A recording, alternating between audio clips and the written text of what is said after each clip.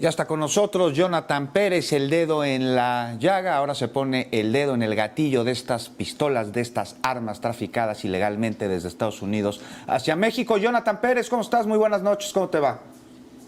Hola, querido Juan y querida Azul, Qué ¿cómo bueno estás? verte, Jonathan. ¿Cómo Ya hacía estás? falta. Me da mucho gusto estar de nuevo así vía Zoom con ustedes. Jonathan, pues ¿cómo ves esta demanda tablada por el gobierno de México a estas empresas productoras y también, de alguna manera, distribuidoras de armas, armas que llegan a nuestro país y matan a miles de compatriotas? Alguien lo tenía que hacer, ya se habían tardado, pero ya sucedió. Estamos viendo, Azul, Juan, el desmantelamiento del factor geopolítico de la guerra de exterminio iniciada por el genocida y narcotraficante de Felipe Calderón. La guerra de exterminio en nuestro país tiene varios factores. Evidentemente que hay el factor social, porque a través de la guerra de exterminio se buscaba o se busca en el pasado, se instrumentó para el control social y de las resistencias. Hay un paralelismo con la situación de los supuestos ataques terroristas en Nueva York. A partir de ese momento hay una forma distinta de parte de Estados Unidos de volver a ser vigorosa su industria armamentista, busca un conflicto. Recordemos que su industria armamentista viene fortalecida a partir de la Primera Guerra Mundial, la Segunda Guerra Mundial y en el periodo de la Guerra Fría. Pero después del término de la Guerra Fría hay un periodo que se le llama Pax Americana, que justamente es un periodo en donde no hay conflicto. Y justo a partir de 2001, en el inicio de la década de los 2000, con el derrumbe de las Torres Gemelas, Estados Unidos identifica a un enemigo invisible llamado terrorismo hacia Medio Oriente, y en Latinoamérica justamente es la lucha contra el narcotráfico. ¿Y de qué se trataba eso? De darle vigor a su industria de las armas. En nuestro país, recordemos que en 2006 se instrumenta una guerra contra el narcotráfico. Y si tú te das cuenta, lo que decía Bush en ese momento y lo que decía Calderón en el 2006 sobre pretexto de la guerra del narcotráfico, tienen paralelismos incluso muy interesantes en las líneas discursivas. Y es por eso que lo que estamos viendo en este momento es una situación inédita e histórica. El presidente Andrés Manuel López Obrador está desmantelando el factor geopolítico de la guerra de exterminio, está quitando el factor de las armas, porque no hay guerra si no hay armas. Y estas armas son con las que se matan a miles de mexicanos en nuestro país todos los días. Por eso la importancia que tiene este anuncio a través de la Cancillería es un anuncio que se le tiene que dar la magnitud que merece.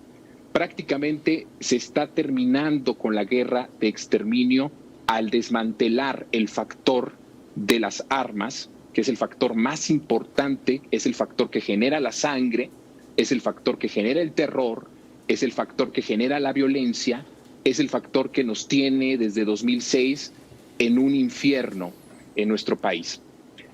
Recordemos que la guerra de exterminio, que ahora sabemos que fue planeada por Estados Unidos, patrocinada por intereses económicos de esta industria, y por supuesto alentada y ejecutada por Felipe Calderón, tiene una línea de control social para establecer en las poblaciones ricos en minerales, en las poblaciones ricas en petróleo, en las poblaciones ricas en agua, el control a través de darle a un grupo delincuencial el control social, darle las armas, darle la protección, darle el poder.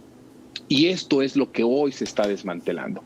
Por eso la implicación de lo que hoy sucede, Juan y Azul, es tal vez el legado en seguridad más importante que nos va a dejar Andrés Manuel López Obrador a estas generaciones y a las futuras generaciones. Prácticamente está poniéndole fin a la guerra, está abriendo una nueva esperanza para nuestros hijos, para nuestros nietos, de que podrán nacer en un país sin conflicto, en un país sin guerra, porque no es lo mismo narcotráfico y guerra de exterminio. Son dos cosas distintas y el análisis de estas dos deben de tener un peso importante, no son lo mismo. Recordemos que el grupo armamentista, la industria armamentista es muy poderosa en Estados Unidos. De hecho, quiero darles un dato. La industria armamentista en Estados Unidos es la que rige la política exterior de Estados Unidos, por lo menos desde 2001. Es decir, siempre lo ha sido, pero muy vigorosamente a partir de 2001. Y esto significa que los intereses creados de las armas en Estados Unidos son importantísimos para el desarrollo tecnológico y científico de Estados Unidos. Es un trueque entre Estados Unidos políticamente, y la parte empresarial. Por una parte, la industria le dota a Estados Unidos de tecnología para seguir siendo el país hegemónico más poderoso en materia de armas en el mundo, y del otro lado se beneficia de que, identificando un conflicto en el mundo, pues se van comprando armas. Y si tú te das cuenta, a partir de 2001 a la fecha, el número de compra de armas a Estados Unidos es impresionante. Es una tendencia al alza que no ha dejado y no se ha interrumpido. Entonces creo que lo que hoy vimos tiene un peso histórico trascendental que va a marcar a las futuras generaciones, Juan.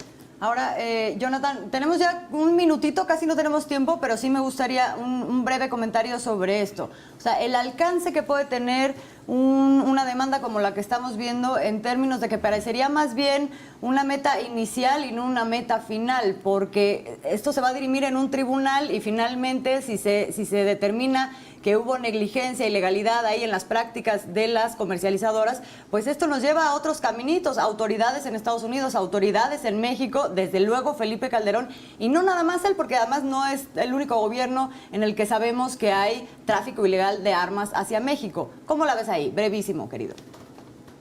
Sí, por supuesto, la única vía que puede tener este gobierno democrático es la vía legal.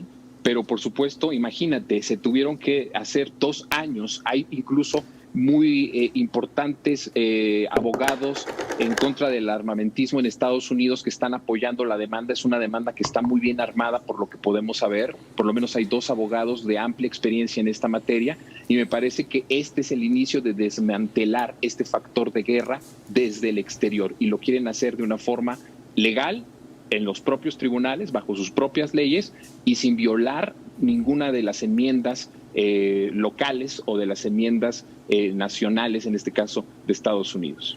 Pues estaremos muy pendientes, Jonathan, de ver cómo reacciona el Poder Judicial allá en los Estados Unidos ante esta demanda que procede.